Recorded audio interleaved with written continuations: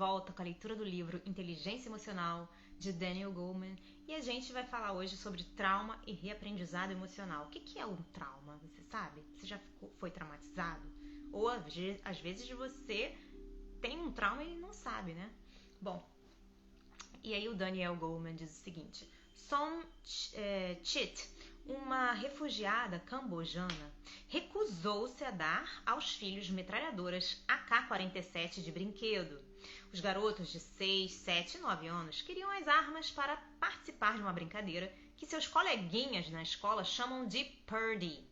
Nessa brincadeira, Purdy é um bandido que usa uma pequena metralhadora para matar um monte de crianças e depois se suicida. Às vezes as crianças criam um final diferente. São elas que matam Purdy. Purdy era a macabra reencenação feita por alguns dos sobreviventes dos catastróficos acontecimentos de 17 de fevereiro de 1989 na escola primária Cleveland, em Stockton, Califórnia.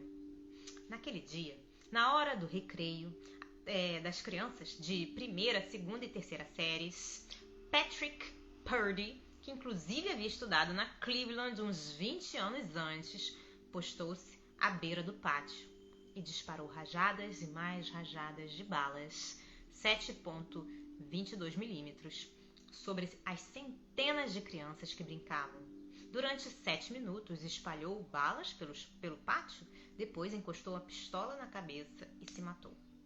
Quando a polícia chegou, encontrou 5 crianças mortas e 29 gravemente feridas. Nos meses seguintes, o jogo Purdy apareceu espontaneamente nas brincadeiras dos meninos e meninas da Cleveland e foi um dos muitos sinais de que aqueles 7 minutos e seus destroços ficaram vívidos na lembrança das crianças.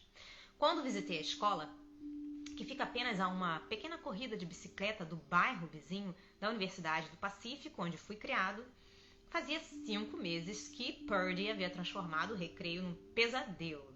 Sua presença ainda era palpável, embora os mais horríveis dos sangrentos restos do tiroteio, muitos buracos de balas, poças de sangue, pedaços de carne, pele e couro cabeludo houvessem desaparecido na manhã seguinte após o incidente, após o prédio ter sido lavado e pintado.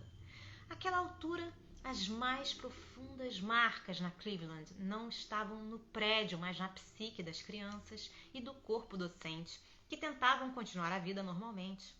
O que talvez tenha mais me impressionado foi como aqueles poucos minutos eram revividos repetidas vezes a qualquer pequeno detalhe que guardasse a mínima semelhança com a tragédia. Um professor me disse, por exemplo, que uma onda de medo varrera a escola quando foi anunciado que se aproximava o dia de São Patrick. Algumas crianças, de algum modo, imaginaram que o dia era em homenagem ao assassino Patrick Purdy. Sempre que ouvimos uma ambulância se dirigindo para a casa de repouso que fica na mesma rua da escola, tudo para, disse-me outro professor. As crianças ficam à escuta para ver se a ambulância para aqui na escola ou se segue adiante.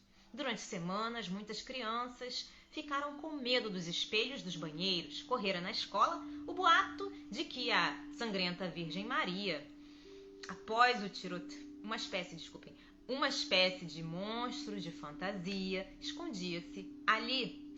Semanas após o tiroteio, uma menina correra frenética à diretora da escola, Pat Busher, berrando: Estou ouvindo tiros! O som era da corrente que balançava um poste de tetherball. Muitas crianças tornaram-se super vigilantes, sempre à espreita de que o terror se repetisse. Alguns meninos e meninas passavam o recreio rondando perto das portas da sala de aula, não se atrevendo a sair para o pátio onde haviam ocorrido os assassinatos.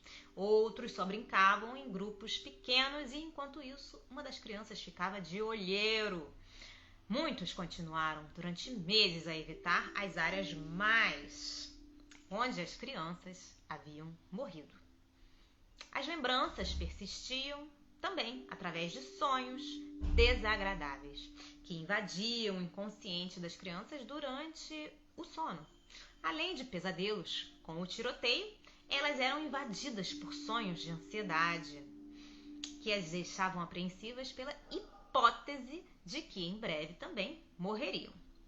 Algumas tentavam dormir de olhos abertos para não sonhar.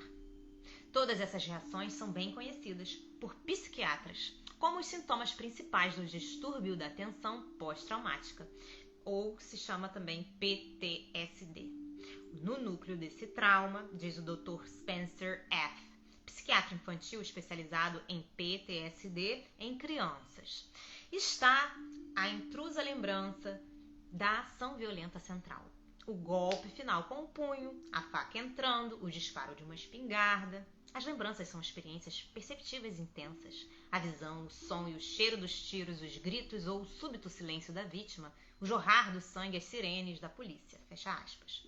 Estes momentos vívidos, aterrorizantes, dizem hoje os neurocientistas, tornam-se lembranças impressas nos circuitos emocionais. Os sintomas são, na verdade, sinais de uma amígdala cortical superestimulada, impelindo as vívidas lembranças do momento traumático a continuar invadindo a consciência. Como tal, as lembranças traumáticas tornam-se gatilhos sensíveis prontos para soar o alarme ao menor sinal de que o momento temido está para acontecer mais uma vez. Esse momento de gatilho sensível é uma marca característica de todos os tipos de trauma emocional, incluindo os repetidos maus tratos físicos na infância. Qualquer fato traumatizante pode gravar essas lembranças disparadoras na amígdala cortical. Um incêndio ou acidente de carro, uma catástrofe natural como um terremoto ou furacão, estupro ou assalto. Milhares de pessoas todo ano vivem esse tipo de tragédia e muitas, ou a maioria, ficam com uma espécie de ferida emocional marcada no cérebro. Atos de violência são mais perniciosos do que catástrofes naturais como os furacões. Por quê? Ao contrário das vítimas de um desastre natural, as vítimas de uma violência se sentem como se tivessem sido escolhidas como alvo de uma maldade. Isso destrói todo o sistema de confiança no ser humano e nas pessoas com quem se relacionam. Crenças que as catástrofes naturais deixam inatas. De uma hora para outra, o mundo em que vivemos torna-se um lugar perigoso, onde o outro é visto como uma ameaça em potencial à nossa segurança. As crueldades perpetradas pelo homem gravam na memória de suas vítimas uma predisposição para um medo em relação a qualquer coisa que evoque, ainda que vagamente, a agressão sofrida. Um homem que foi golpeado na nuca e nunca viu o atacante ficou tão amedrontado depois que tentava andar na rua pouco à frente de uma senhora para sentir-se seguro de que não seria de novo atingido na nuca. Uma mulher assaltada por um homem que entrou no elevador com ela e a obrigou a sair à ponta de faca num andar desocupado ficou durante semanas com medo de entrar não só em elevadores, mas também no metrô ou qualquer outro espaço fechado onde pudesse sentir-se acuada. Saiu correndo do banco quando viu um homem enfiar a mão no paletó, da mesma forma como tinha feito o assaltante. A marca do horror na memória e a supervigilância que dela resulta podem durar a vida inteira, como constatou um estudo sobre sobreviventes do Holocausto. Quase 50 anos depois de terem passado fome, de terem assistido ao massacre de seus entes queridos e o terror constante nos campos de morte nazistas, as lembranças que os perseguiam continuavam vivas. Um terço dizia sentir um medo generalizado. Quase 3/4 deles disseram que ainda ficavam ansiosos com coisas que lembravam a perseguição nazista, como a visão de um uniforme, uma batida na porta, cães latindo ou fumaça subindo de uma chaminé. Cerca de 60% disseram que pensavam no Holocausto quase diariamente.